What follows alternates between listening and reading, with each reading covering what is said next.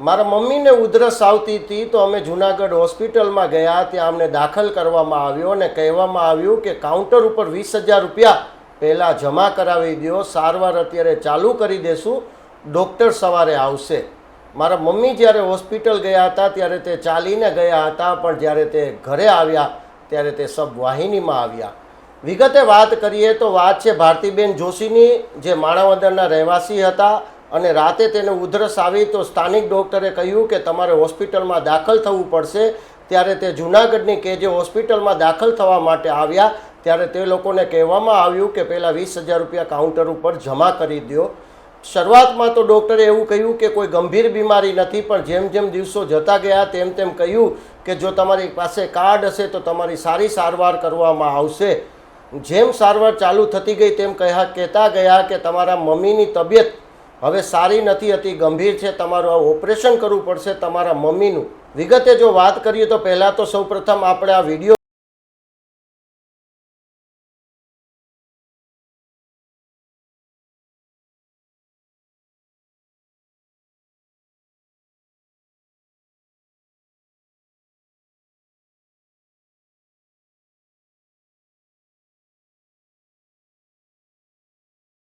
શું હતો સમગ્ર મામલો?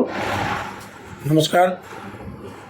મારા મધર ભારતીબેન વિનોદભાઈ જોશીને 1 ફેબ્રુઆરી 2026ના રોજ લાંબા સમયથી ઉધરસ હોય, ઉધરસ વધી જતા રાતના 12:30-1 વાગ્યાની વચ્ચે જૂનાગઢના કેજે હોસ્પિટલ સ્થિત અમે તેમને બતાવવા માટે લઈ ગયેલા.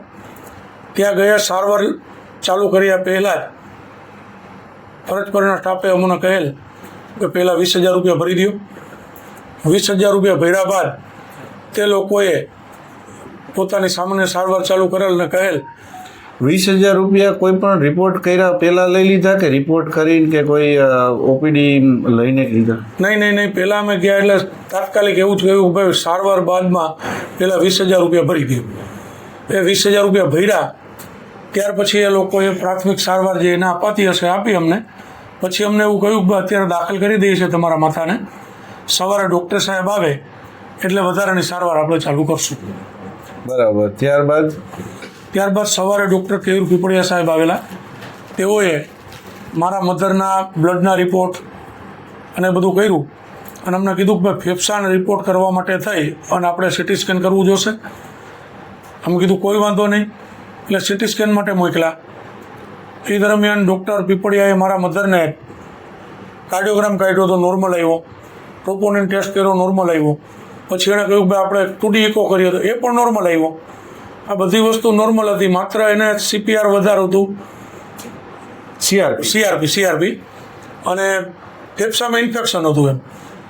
એ પછી મને બપોરના 2-2:30 વાગ્યે બોલાવ્યો પીપળિયા સાહેબે એની ઓપીડી પૂરી થયા પછી કે ભાઈ જો માજીનું કોઈ કાર્ડ કે વીમો કંઈ હોય તો આપણે હજી આગળના તપાસ કરી લઈએ એમ. એટલે મેં કીધું ભાઈ કાર્ડ તો છે, આયુષ્યમાન કાર્ડ છે અમારી પાસે. તો એણે કીધું અચ્છા બહુ સારી વાત છે, એટલે આપણે તો એ કહે છે ને એની ઉપરથી કે કાર્ડિયોગ્રામ કાઢી લે, એન્જિયોગ્રાફી કરી લઈએ. એન્જિયોગ્રાફી કેમ કરી? કઈ તકલીફ હતી કે કાંઈ સિમ્ટમ્સ દેખાણા હતા? નહીં, કોઈ પ્રકારનું. અમે મારા મધરને માત્ર ને માત્ર ઉધરસની સારવાર માટે લઈ ગયેલા, પરંતુ એ લોકો એવું કહ્યું કે ભાઈ આ જે ઇન્ફેક્શન આવે છે આપણે બધા રિપોર્ટ કાર્ડ છે તો ચેક કરી લઈએ. એટલે અમે એને હા કીધી કોઈ વાંધો નહીં. તો સાંજના એન્જિયોગ્રાફી કરી. એન્જિયોગ્રાફી કર્યા પછી મને બોલાવ્યો. એણે કીધું કે તમારા મધરની 3 નળીઓ 5 જગ્યાએ બ્લોકેજ છે અને આની અંદર બાયપાસ સિવાય કોઈ આનો ઈલાજ નથી. એટલે મેં એને કીધું કે સાહેબ તકલીફ ઉધરસની છે, ડાયાબિટીસ છે મારા મધરને, તો ડાયાબિટીસના કારણે માની લ્યો કે એને ઉધરસ વધી જતી હોય કાંઈક તો એ તો તમે જુઓ. તો તમે આ એન્જિયોગ્રાફીનો રિપોર્ટ કોઈ બીજા ડૉક્ટરને બતાવ્યો કે ના? તે દિવસે નહોતો બતાવ્યો. પછી સાહેબે અમને કહ્યું કે ભાઈ એક કામ કરો, અહીંયા અમારે એસ દિનેશ છે, એણે 6,000+ કાર્ડિયો સર્જરી કરેલ છે, બાયપાસ સર્જરીઓ કરેલ છે અને બહુ જ કાબેલનો હોશિયાર ડૉક્ટર છે. તમે એને મળી લ્યો, હું એને તમારે રિપોર્ટ મોકલી દઉં છું. એટલે થોડી વાર પછી અમને એસ દિનેશ પાસે મોકલવામાં આવ્યા.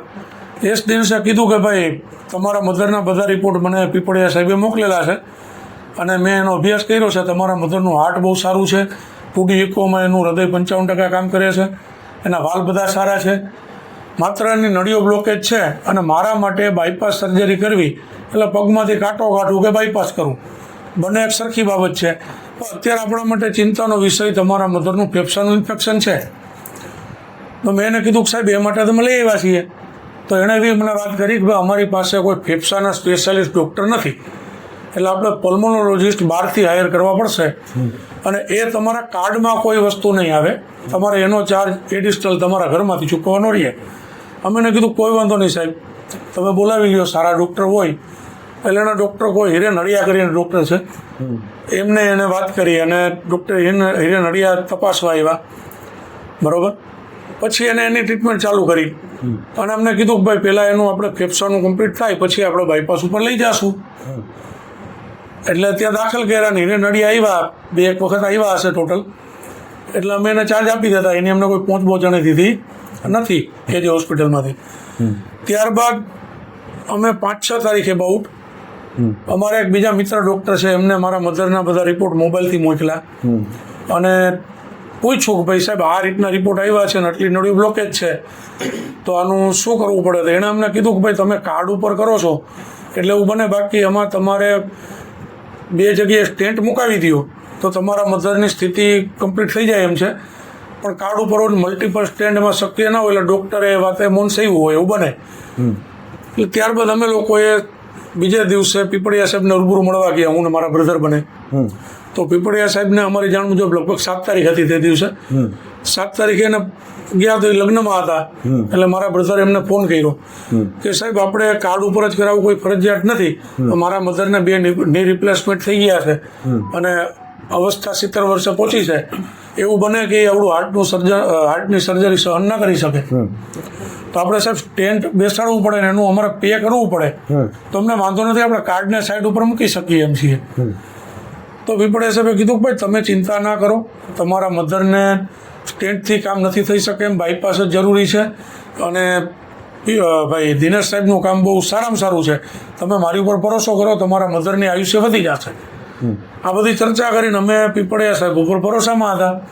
સપોઝ એ દરમિયાન મારા મધરનું રોડને માટે એ લોકો ડાયાબિટીસ ચેક કરતા હતા, તો ડાયાબિટીસ એનું અપડાઉન થતું હતું. એક પણ વખત એનું 200 ની અંદર ડાયાબિટીસ હતું નહીં. ડાયાબિટીસમાં વેરિએશન આવતું હતું ને ઉધરસ કાયમી વધતી જતી હતી. એ દરમિયાન 9 તારીખે અમને એણે રાતના એવું કહ્યું કે કાલે તમારા મધરનું ઓપરેશન છે, બાયપાસ સર્જરી. એટલે મારા બ્રધર અને મારા મધર પાસેથી બંને પાસેથી જે એના પ્રી ઓપરેટિવ કાગળો અંતે હોય એમાં ઘણા ખરા કાગળો તો કોરા હતા. હું તમને અટકાવીશ. એમણે સીધું એવું કહી દીધું કે ઓપરેશન છે કે તમે હા પાડી હતી વચ્ચે? 7 તારીખ સુધી તમે વાત કરી, ડૉક્ટરને કીધું કે અમારે સ્ટેન્ડ બેહાડવું છે, બરાબર છે, એવી તમે વાત કરી, ડૉક્ટર કે નહીં ઓપરેશન કરવું, તો પછી તમે એને મંજૂરી આપી હતી ઓપરેશનની? હા, અમે એને હા કીધી, પણ એ પહેલાં અમને વાત કરી હતી અમે કે ભાઈ મારા મધરને ઉધરસ વધતી જાય છે, ડાયાબિટીસ વધતું જાય છે, એ બધું કમ્પ્લીટ થાય પછી આપણે ઓપરેશન માટેની સહમતિ છે. તો એ લોકો એમને કહ્યું હતું કે અમે એનેસ્થેટિસ્ટને પૂછશું, એનેસ્થેટિસ્ટ અમને હા કહે, પલ્મોનોલોજિસ્ટ અમને હા કહે કે ભાઈ સ્થિતિ કંટ્રોલમાં છે, પછી જ અમે ઓપરેશન કર્યું. તમે આ જોઈ શકો છો, આ રિપોર્ટ છે મારી પાસે. હવે એ લોકોના મનમાં શું હતું એ મને ખ્યાલ નથી, આ તમે જુઓ, આ 4 તારીખે મારે એમની સાથે 7 તારીખે વાત થઈ હતી.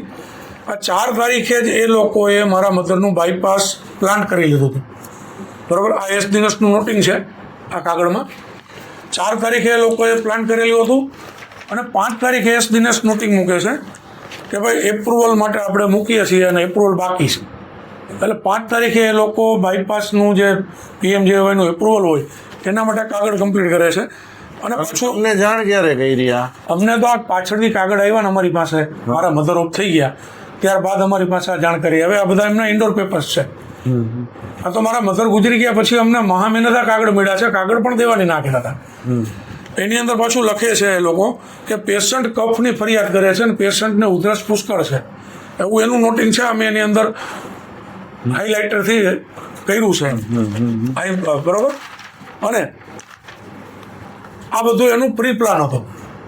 હવે 9 તારીખે રાતના મારા બ્રધરની એમની સહી લે છે, અમુક કોરા કાગળોમાં સહી લે છે, જેમ કે એનેસ્થેટિસ હાજર નહોતા છતાં પણ એનેસ્થેટિસના હાજર હોય એ રીતના અમારી સહી લીધી. એટલે મારા બ્રધરે એમને કીધું કે ભાઈ હું આ કોરા કાગળના ફોટા પાડી દઈશ. એટલે ફોટા અમારી પાસે હતા પછી સવારના 10 તારીખે સવારના 9:15 વાગે મારા મમ્મીને ઓપરેશન થિયેટરમાં લઈ જાય છે. મારા મમ્મી ચાલીને જાય છે ઓપરેશન થિયેટર સુધી. એનું વજન કરાવવા ને બધું જે હોય એ ચાલીને જાય છે. ત્યારે એમનો સ્ટાફ કહે છે કે બેન એમાં સીસીટીવી કેમેરામાં આવશે, તમે વ્હીલચેર ઉપર બેસી જાઓ. એટલે એને વ્હીલચેર ઉપર બેસાડવામાં આવે છે. એમ કેમ હતા? એમ કેમ હતા, ચાલીને જતા હતા. મેં એમની પાસે સીસીટીવી કેમેરાના ફૂટેજ માંગ્યા છે. 9 દિવસ દાખલ રહ્યા. સીસીટીવી અમને આપશે ને તો તમે જોશો, તમને પણ દેખાડશું કે ભાઈ મારા મધર ટોયલેટ બાથરૂમ જતા તો ચાલીને જતા, પોતાની રીતના જતા, કોઈ એમનો હાથ ના પકડતા. અને જે રૂમમાં એને દાખલ કર્યો હતો ને સીસીટીવી કેમેરામાં તમે જોશો તો મારા મમ્મી હાલતા ચાલતા દેખાશે તમને. બરાબર. તો 10 તારીખે સવારે 9 વાગે ઓપરેશનમાં લઈ જાય છે. બપોરે 2-2:15 વાગે અમને મળવા નથી દેતા, પણ અમને ખ્યાલ આવે છે કે ઓપરેશન એસ દિનેશ કહે છે કે ભાઈ ઓકે. એટલે અમે કીધું તમે મળી શકીએ તો નહીં. વેન્ટિલેટર સાથે એમને આઈસીયુમાં લઈ ગયા છે. વેન્ટિલેટર કેમ?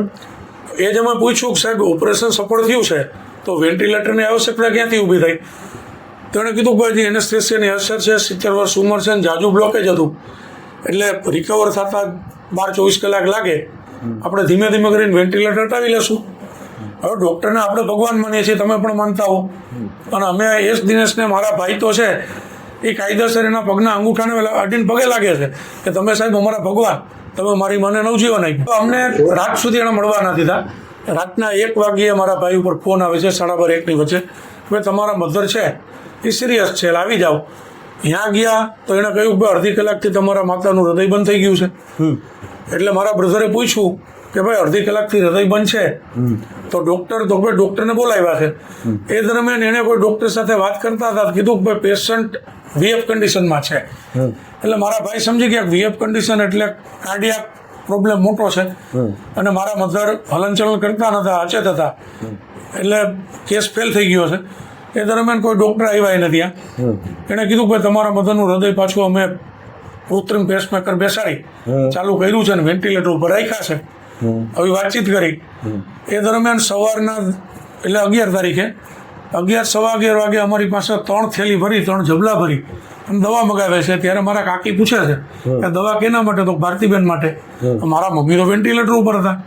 કાકીએ પૂછ્યું કે ભાઈ ભારતીબેનની નળીઓ છે તમે ખવડાવશો કેમ? તો ફરજ ઉપરના નર્સે કીધું કે ભાઈ ડૉક્ટર સાહેબને ખબર.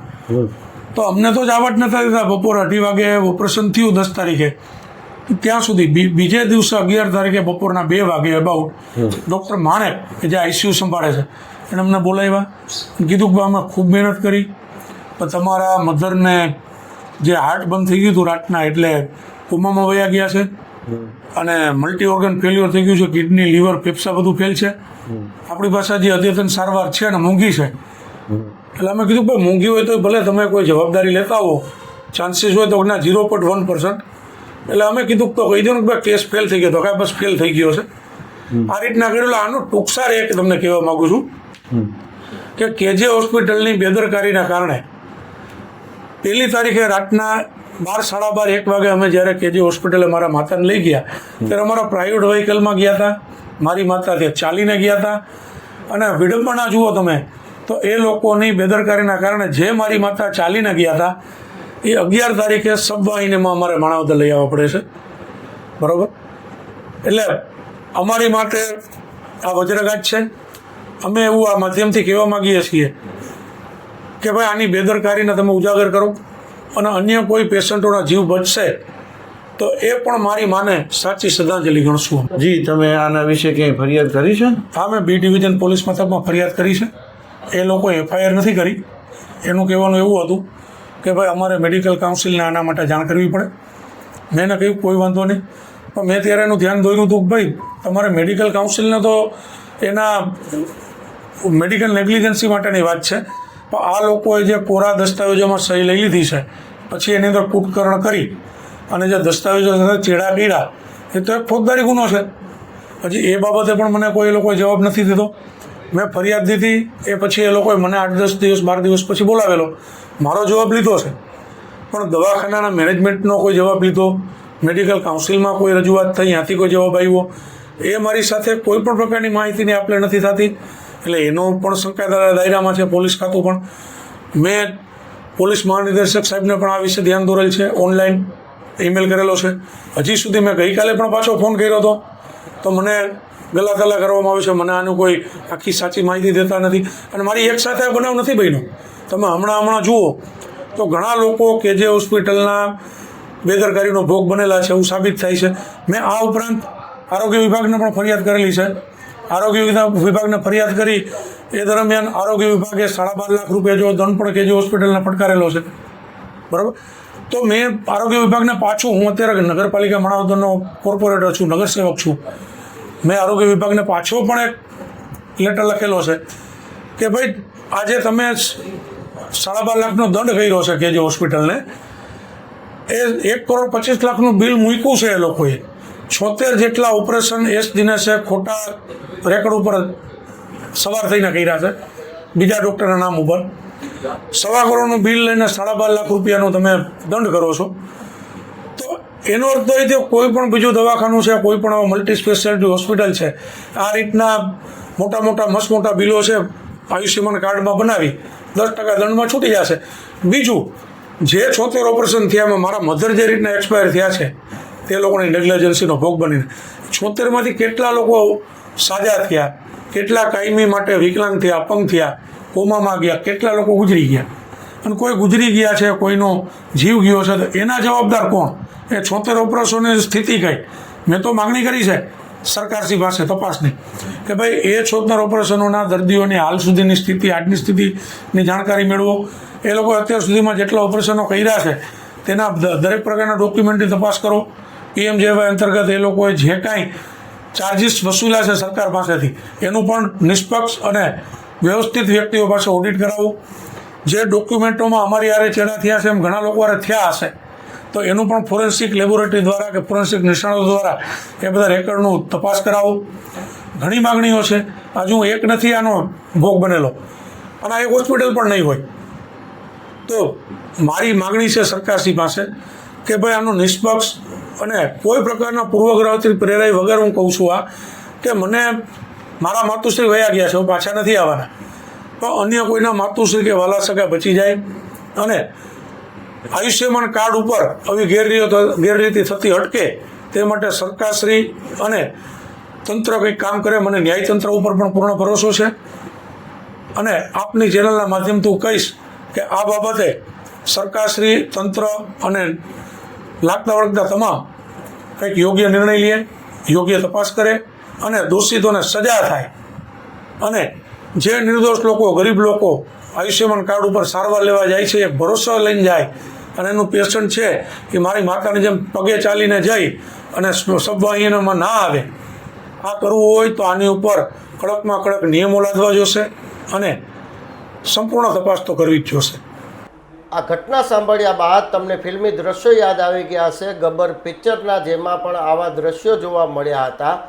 જ્યારે મૃત્યુ પામનાર વૃદ્ધ મહિલાઓના પુત્ર દ્વારા આવા ગંભીર આક્ષેપો લગાવવામાં આવ્યા છે, ત્યારે અમે જૂનાગઢની KJ હોસ્પિટલનો સંપર્ક સાધવામાં આવ્યો, તેમને ફોન કરવામાં આવ્યા, ત્યારે તેમના દ્વારા અમને કોઈ જવાબ આપવામાં ન આવ્યો. હવે આવનારા દિવસોમાં જોવાનું રહ્યું કે તેમની ન્યાયિક તપાસ થાય છે કે પછી ભીનું સકેલી લેવામાં આવે છે. જો આની ઉપર તપાસ કરે તો દૂધનું દૂધ અને પાણીનું પાણી થઈ શકે છે. હું લોકેશ પોપટાણી, નગરનાથ ન્યૂઝ, જૂનાગઢ.